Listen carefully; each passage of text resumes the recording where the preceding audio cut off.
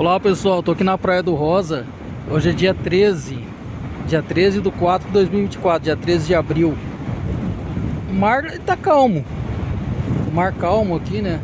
E deu uma subida, mas pouca coisa. Um ventão forte, hein? Ventão nordeste, bem forte.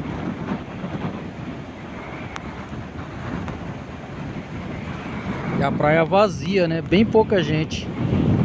Também com esse ventão também, né?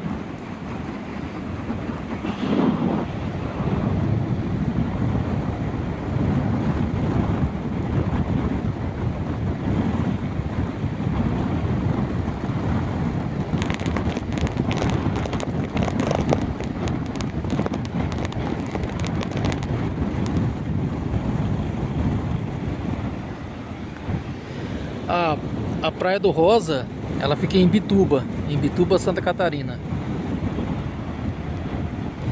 Já é uma praia conhecida mundialmente já, né?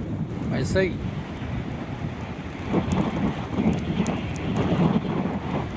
Mas tudo de bom aí e muito obrigado por ter assistido o vídeo. O ventão aqui tá pegando, hein? Que ventão, hein? Ventão nordeste. Mas isso aí, tudo de bom e felicidade a todos. Muito obrigado por ter assistido o vídeo.